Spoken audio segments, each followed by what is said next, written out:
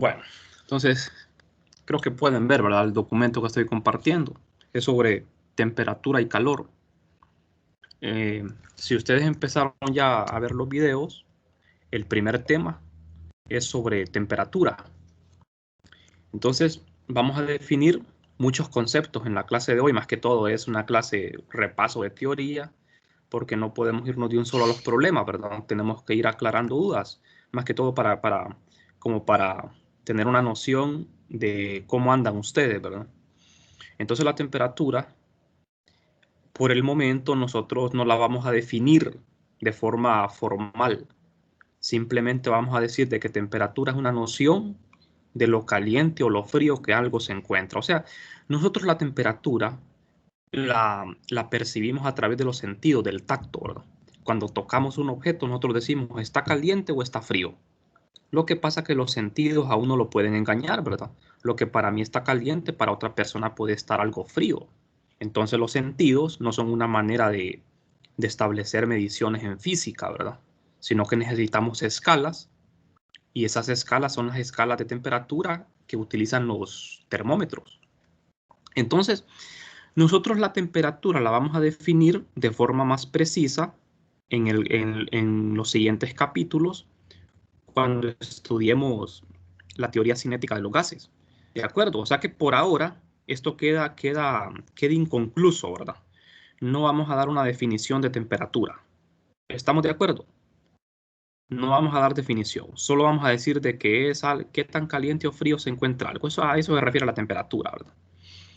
Ahora, hay muchas propiedades que se pueden medir gracias a la temperatura de un objeto, como ser la longitud de un metal, la presión de vapor o la conducción eléctrica.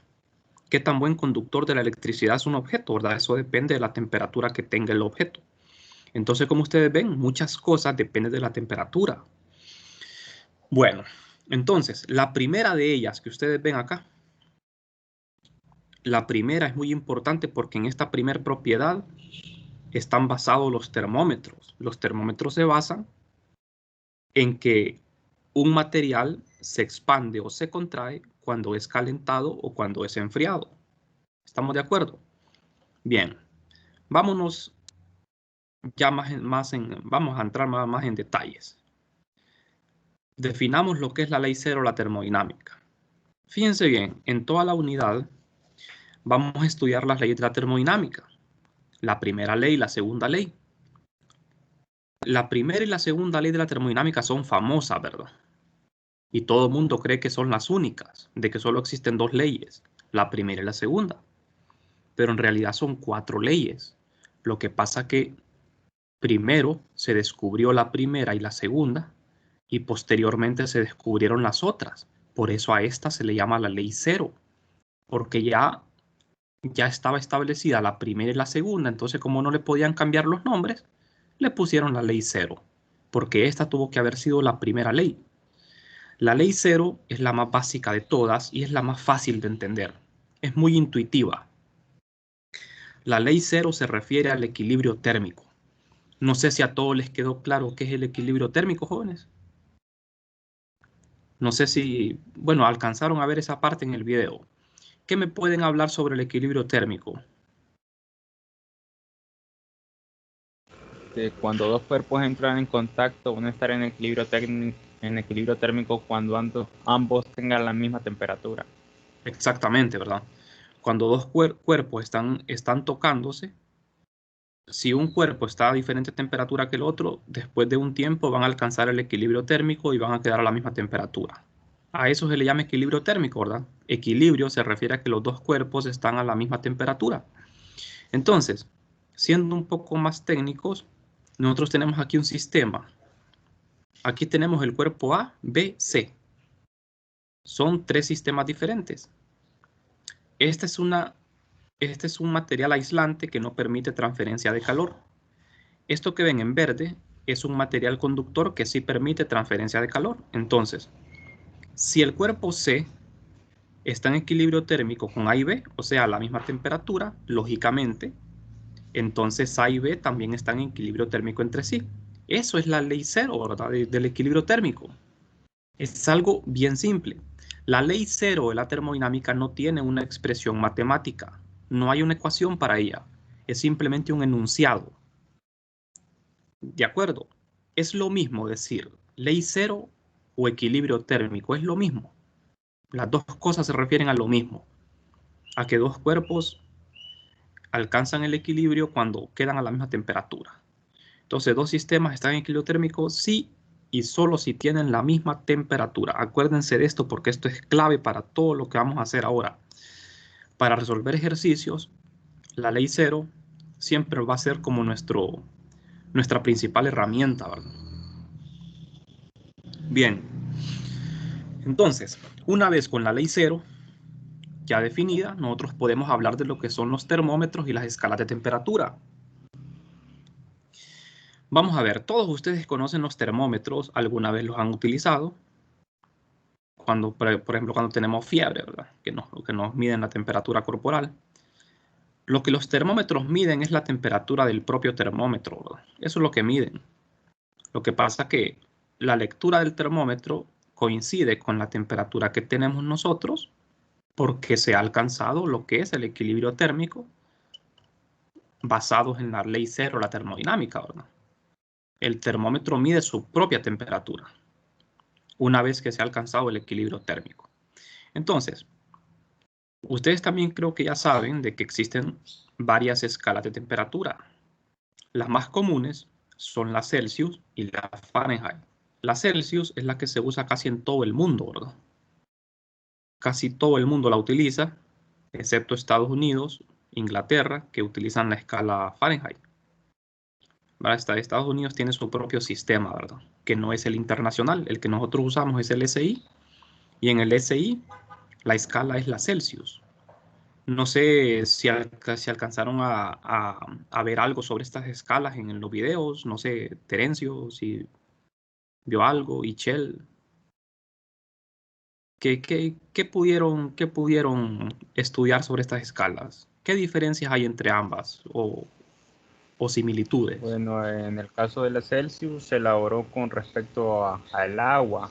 El 0 grados sería su punto de congelación y el 100 el punto de ebullición, pero agua pura, sin minerales.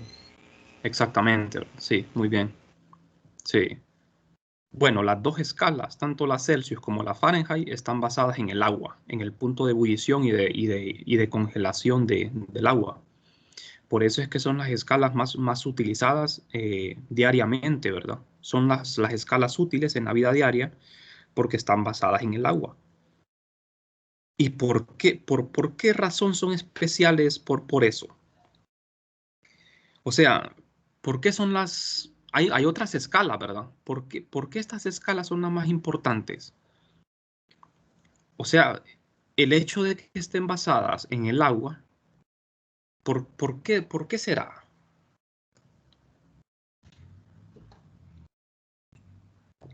Uno podría ser porque captan básicamente la temperatura del ambiente, que es la más común. Mm, Recibir los bueno, o cambios sea, ambientales como... fíjense bien, la respuesta es bien simple. ¿Con qué se cocina uno? ¿Con qué cocinamos nosotros? Cocinamos con agua, ¿verdad? El agua es la sustancia más común, es la sustancia más importante en nuestra vida.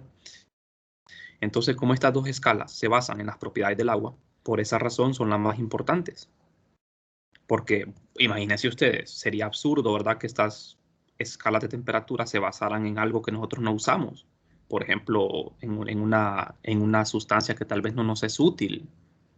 Piensen en una sustancia que no nos sirve para nada en la vida, ¿verdad? Entonces no tendría caso que estas escalas estuviesen basadas en una sustancia que no nos es útil. El agua nos es útil todos los días, ¿verdad?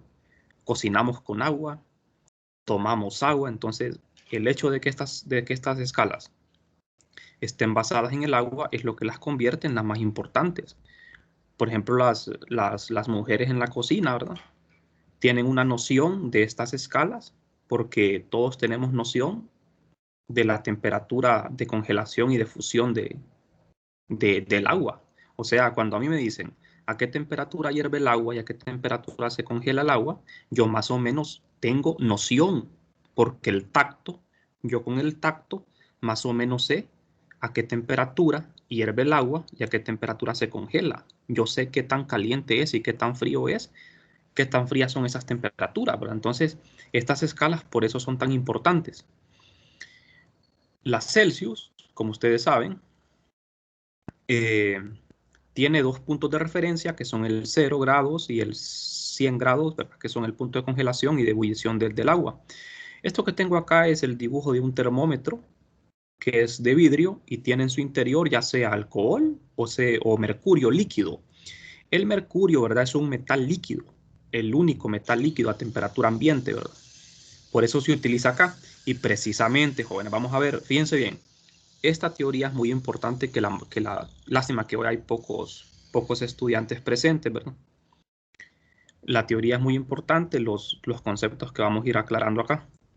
No sé si ustedes pueden decirme algo. Vamos a ver. ¿Por qué un metal líquido? ¿Por qué utilizamos un mercurio acá dentro del termómetro? Lo acabamos de decir al inicio de la clase. Cuando la temperatura de un objeto aumenta o disminuye, ¿qué le pasa generalmente a ese material? Se expande.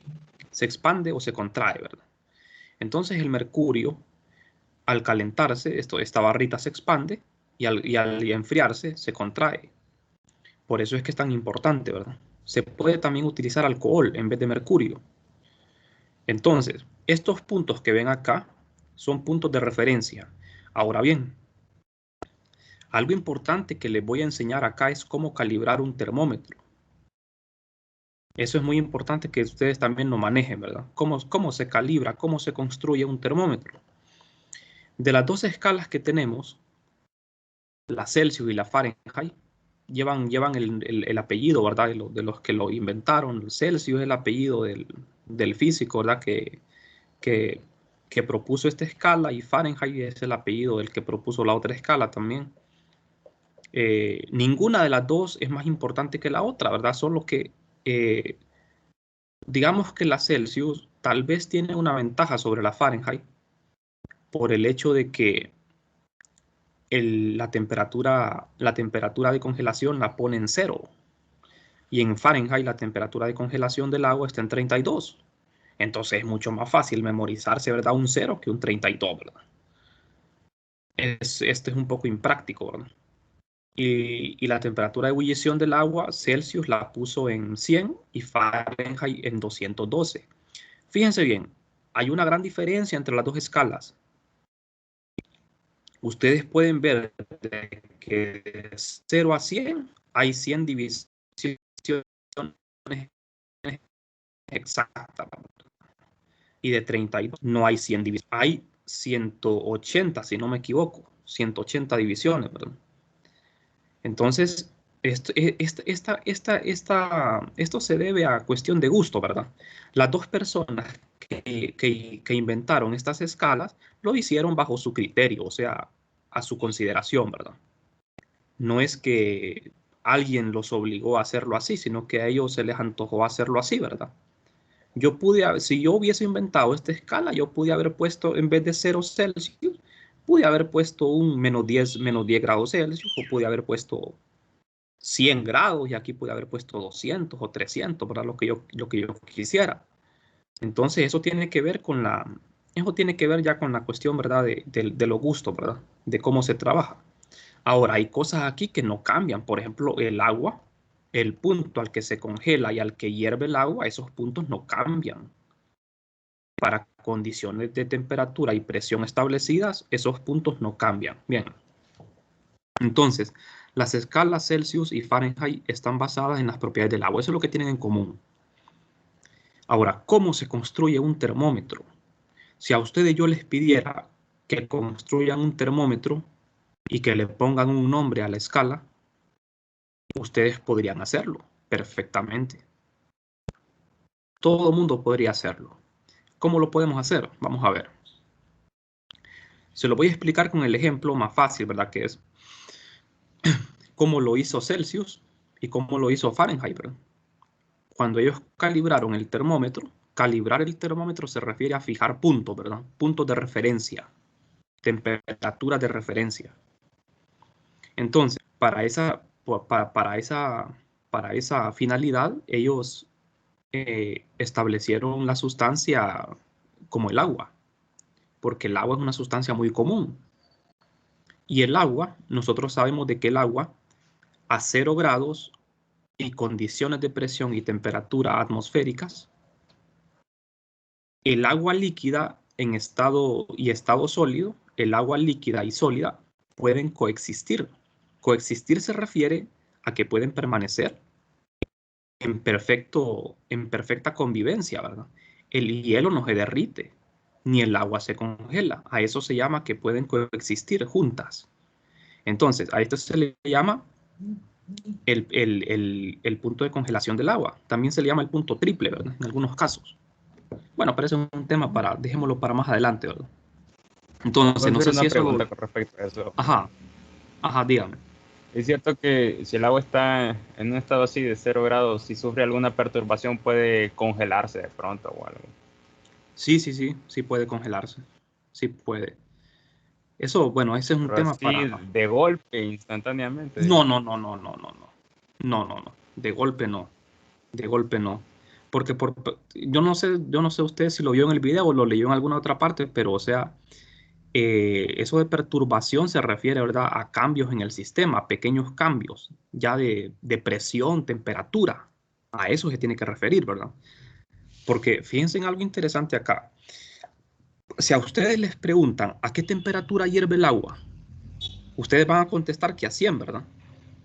Y si les preguntan a qué temperatura se congela el agua, a 0. Pero ustedes creen que eso siempre es así o no? No. Siempre, ¿eso será fijo o no?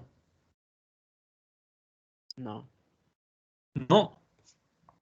¿Por qué no? Porque el cambio de presión puede aumentar el punto de ebullición o disminuirlo. Sí, exactamente. ¿Usted su nombre es? Carlos, Sí, así como lo dijo.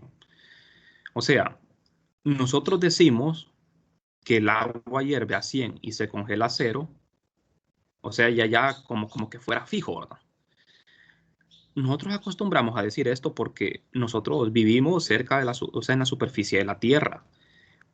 Al nivel del mar, el agua hierve a 100 y se congela a 0.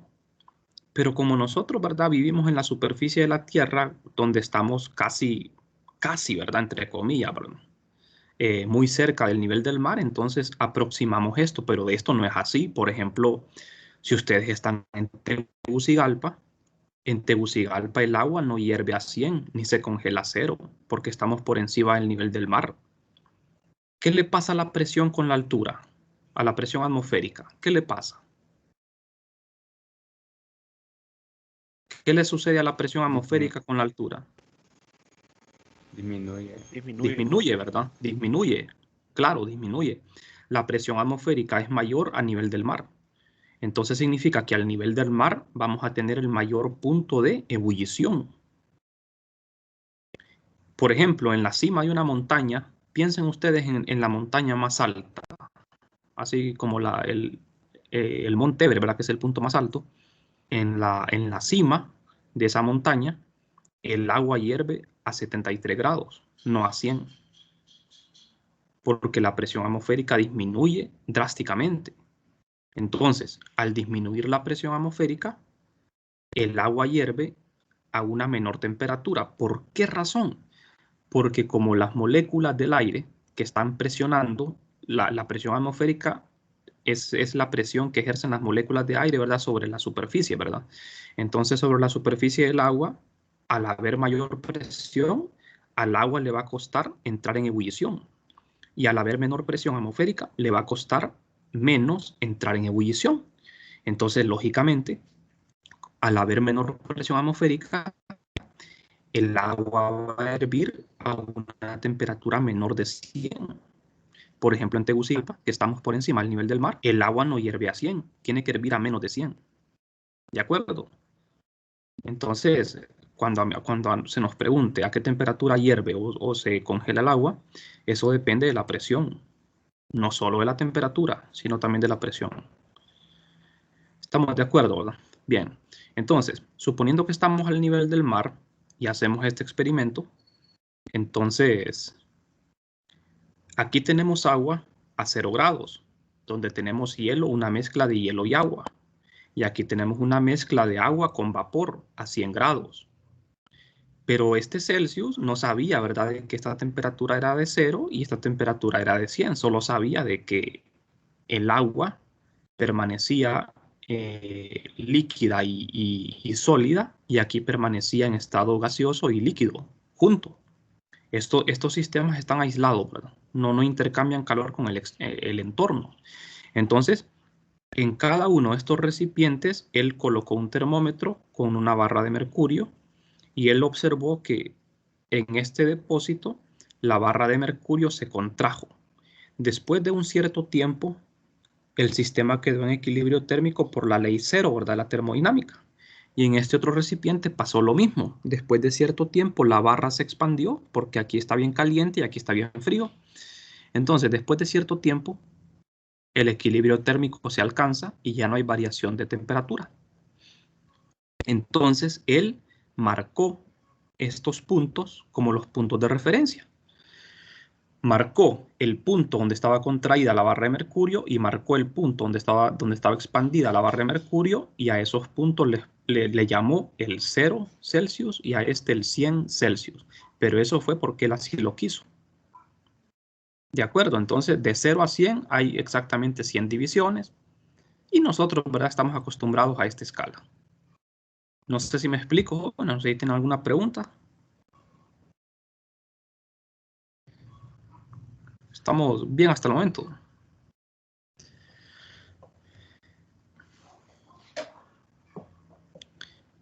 Bien, Sí. entonces acuérdense de eso siempre, ¿verdad? Que los puntos de ebullición, no solo del agua,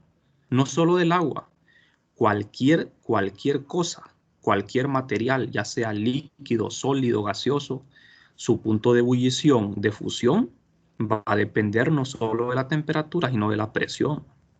¿De acuerdo? Por eso en las tablas ustedes ven de que cuando le dan los puntos de ebullición y de fusión, les dicen a qué presión se encuentra eso. Entonces, por ejemplo, si ustedes están en la cima de una montaña donde el agua hierve a 73 grados y quieren hervir un huevo, quieren cocinar un huevo, ¿qué creen ustedes? ¿Les va a costar más o les va a costar menos que hacerlo cerca del nivel del mar? Los alimentos los cocinamos en agua hirviendo, ¿verdad? A 100 grados. Cuando ustedes ponen a cocer un huevo en su casa, lo ponen a cocer en agua hirviendo a 100 grados. Entonces, si usted quiere poner a cocer un huevo en un lugar donde el agua hierve a 73 grados, ¿qué le irá a pasar al huevo? ¿Se irá a cocinar en menos tiempo o en mayor tiempo? Menos tiempo. Más tiempo, al revés, porque como hay menos temperatura, a los alimentos les costaría más tiempo cocinarse. Imagínese usted, ¿verdad? Usted en su casa está acostumbrada a cocinar en agua hirviendo todos los alimentos, ¿verdad? Cuando pone a los espaguetis, por ejemplo, ¿verdad?, a hervir, lo pone a hervir en agua a 100 grados. Cuando pone a cocinar un huevo, el agua está bien caliente. Por lo tanto, los alimentos se van a cocinar rápido. Pero ¿qué pasa si usted pone a cocinar alimentos en un lugar donde el agua hierve a 73 grados? El agua está menos caliente, entonces a los alimentos les va a costar mucho cocinarse. Va a tardar más tiempo en cocinarse, o sea que tendría una desventaja, ¿verdad?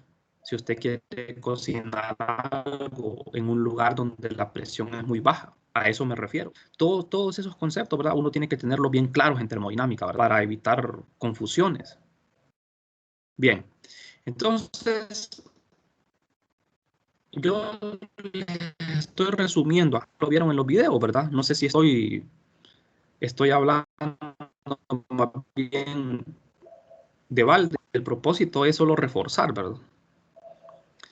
Con respecto a los factores de conversión, Si yo tengo temperatura en Fahrenheit y la quiero convertir a Celsius, hago uso de esta fórmula. Y si tengo temperatura Celsius y la quiero pasar a Fahrenheit, hago uso de esta otra fórmula. Ustedes ven que en estas fórmulas hay un factor, una fracción, 5 novenos y acá 9 quintos. ¿Por qué razón hay una fracción? Esto se debe a que las escalas Celsius y Fahrenheit no son iguales, en el sentido de que del punto, fíjense bien, del punto de congelación al punto de ebullición, en la escala Celsius hay 100 divisiones. Y en la escala Fahrenheit hay 180 divisiones. Entonces, debido a eso, necesitamos una fracción para que las escalas coincidan. ¿De acuerdo? Bien. Entonces, ambas escalas utilizan este símbolo de grado, ¿verdad? Se le llama grado Fahrenheit o grado Celsius. Antes a la Celsius le llamaba centígrado. Hay gente que todavía se quedó diciendo grado centígrado, ¿verdad? Y eso está malo, ¿verdad? Es grado Celsius.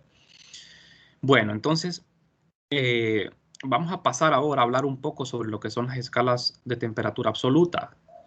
Estas escalas son mucho más importantes desde el punto de vista científico. O sea, en ciencia,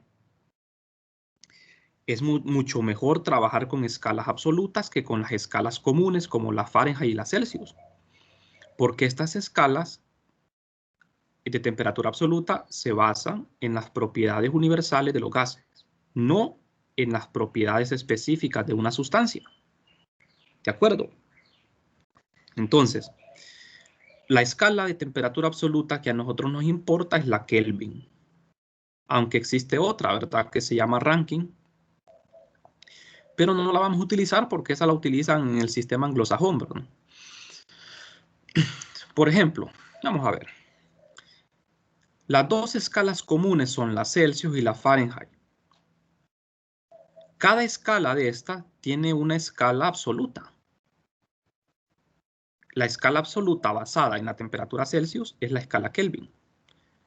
Y la escala absoluta basada en grado Fahrenheit es la escala Rankine. Los gringos, por ejemplo, ellos usan la escala Fahrenheit diariamente, pero en trabajos científicos usan la escala Rankine. Nosotros usamos la escala Celsius y para trabajos científicos la escala Kelvin. ¿De acuerdo? Ahora bien, para definir una escala absoluta no podemos utilizar una sustancia en particular. Creo que eso lo vieron en los videos, ¿verdad? Para definir una escala absoluta se le llama absoluta porque en estas escalas no existen grados, temperaturas negativas. Comenzamos desde 0 hacia arriba. No existen números negativos. Ustedes ven que en los termómetros, de 0 hacia abajo, las temperaturas son negativas. Pero en las escalas absolutas, empezamos de 0 hacia arriba. No existen valores negativos. Creo que eso lo pudieron ver en el video, ¿verdad? Entonces, ¿en qué se basan estas escalas? Están basadas en las propiedades de los gases. Un experimento bien fácil fue el experimento que ideó Kelvin para poder establecer esta escala que lleva el nombre de él, ¿verdad? Él hizo un experimento con varios gases de diferentes propiedades. Por ejemplo, aquí tenemos 3 gases, 1, 2 y 3, son diferentes gases. Gases, ¿verdad? Ustedes saben, ¿verdad? ¿Cuál es la diferencia entre un gas, un líquido y un sólido? ¿Verdad? La materia puede estar en 3 estados, ¿verdad? Sí, sólido, líquido y gaseoso. El estado sólido y líquido y gaseoso tienen sus propiedades, ¿verdad? Por ejemplo, los sólidos tienen un volumen definido. Los líquidos no tienen volumen definido, se adaptan a la forma del recipiente. Los gases no tienen volumen ni forma definidos. ¿De acuerdo? Los gases son bien complicados por eso, ¿verdad? Porque no tienen un volumen ni forma definidos. Si yo utilizo 3 gases diferentes, aquí tengo el eje de presión vertical y el eje horizontal es la temperatura. Entonces, a estos gases, en el laboratorio, en el experimento que hizo Kelvin, disminuyó la presión y la temperatura de los gases hasta cierto punto. Ustedes ven que estas líneas rojas tienen unas rayitas acá. Aquí son líneas continuas y aquí son líneas punteadas. ¿Quién me podría explicar eso?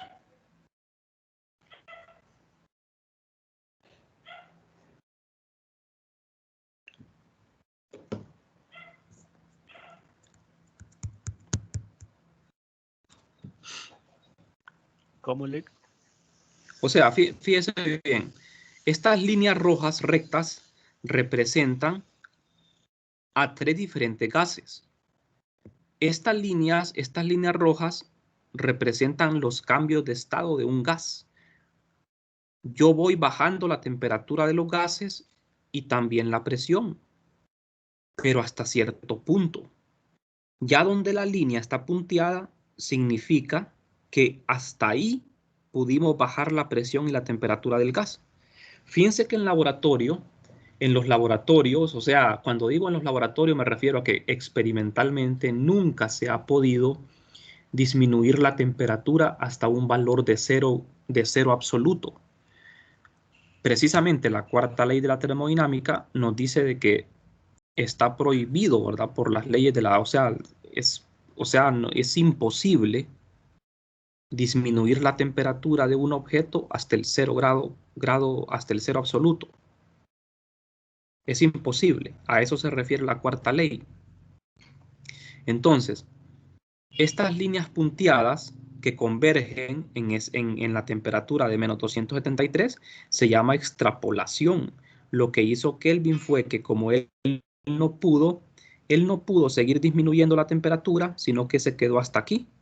Entonces, él lo que hizo fue extrapolar estas líneas. Extrapolar se refiere a que él dibujó unas líneas punteadas como continuación de la línea, ¿verdad? Y sucedía que para todos los gases convergen en un punto específico. Y ese punto donde convergen en la escala Celsius era menos 273 grados Celsius. Entonces Kelvin, como todos los gases, independientemente de qué tipo de gas sea, se juntaban en esta temperatura, él a esa temperatura le llamó el cero absoluto. Es una temperatura hipotética. ¿Por qué hipotética? Porque es una temperatura que no se ha conseguido experimentalmente. Nadie ha podido llegar a una temperatura tan baja. Si una temperatura de menos 200 Celsius ya es bastante baja, imagínense una temperatura de menos 273, ¿verdad? O sea, nosotros sentimos frío cuando estamos tal vez a 6 grados Celsius. Imagínense estas temperaturas de menos 200 grados. Son temperaturas increíblemente heladas, ¿verdad? Entonces, en el laboratorio no se ha podido bajar tanto la temperatura. No hay mecanismos de cómo hacerlo. Entonces, a esta temperatura hipotética se le llama cero absoluto. En la escala Kelvin no se le pone grado a los números. En la escala Celsius sí. Entonces es incorrecto decir grado Kelvin. Solo se dice Kelvin.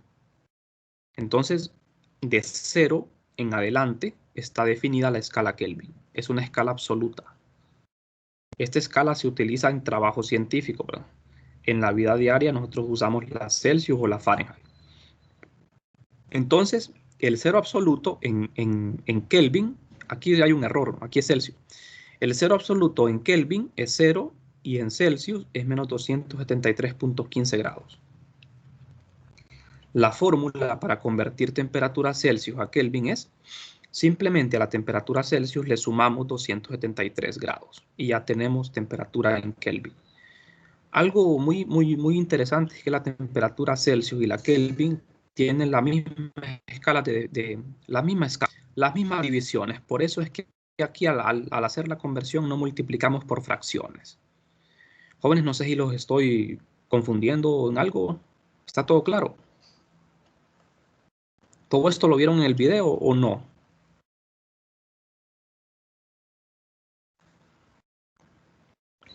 Sí, vamos bien. Sí, entonces, bueno, perfecto, ¿verdad?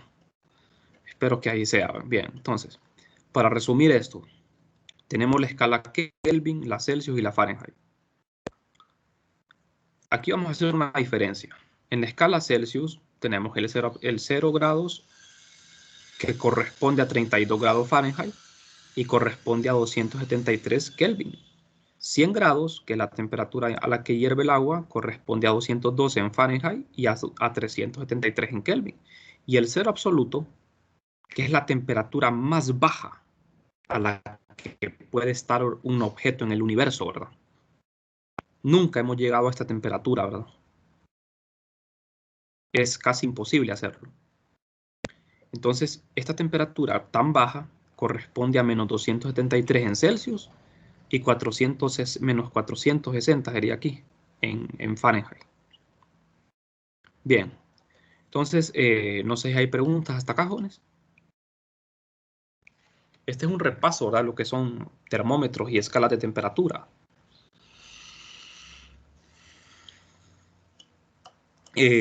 Siguiendo, tenemos que estudiar la parte de la expansión térmica.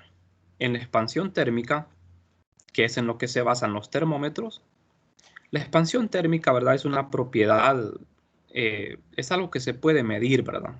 Gracias a los cambios de temperatura. Sucede que la mayoría de los materiales, precisamente los metales, se expanden al aumentar la temperatura. Salvo pocas excepciones, ¿verdad? Por ejemplo, el agua. El agua es una sustancia bien especial, ¿verdad? El agua,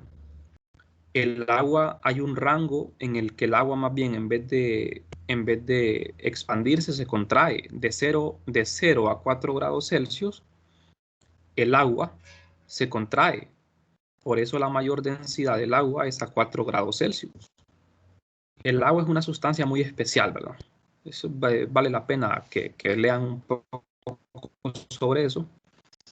Entonces, en la expansión térmica vamos a estudiar lo que es la expansión lineal y la expansión volumétrica.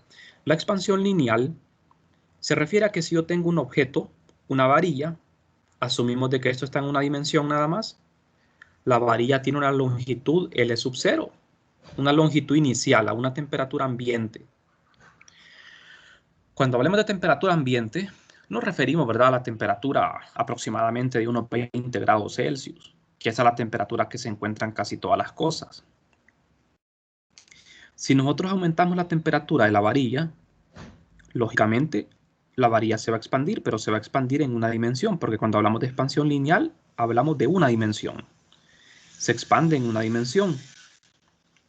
Experimentalmente, matemáticamente, eso se plantea de esta forma. Un cambio en la longitud es igual a esto, donde esta constante se llama coeficiente de expansión lineal, alfa, multiplicado por la longitud inicial por el delta t. Este coeficiente lo pueden encontrar en las tablas. Para cada material hay un coeficiente diferente. Las unidades de este coeficiente son Kelvin a la menos 1 o Celsius a la menos 1. Hay otra manera de escribir esta ecuación de una manera más fácil, porque fíjense, aquí aparecen unos deltas. Los deltas son restas, ¿verdad? Delta L es L final menos L inicial. Delta T, T final menos T inicial.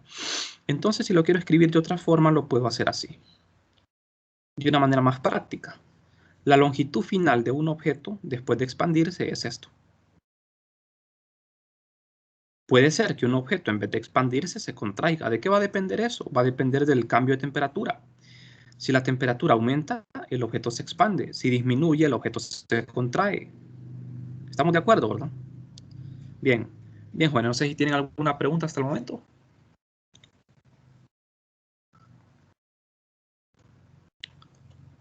Creo que sería conveniente quedarnos por acá, ¿verdad? Porque la mayoría no están presentes hoy y yo prefiero que la mayoría asistan porque así no quedan perdidos en la clase. Entonces, no sé si hay preguntas. No, hasta ahora no, Lick. Vamos a ver. Hoy solo asistieron 11 personas, ¿verdad? Muy poca asistencia. Bueno, yo entiendo de que muchos tienen examen hoy. Miren, todavía no he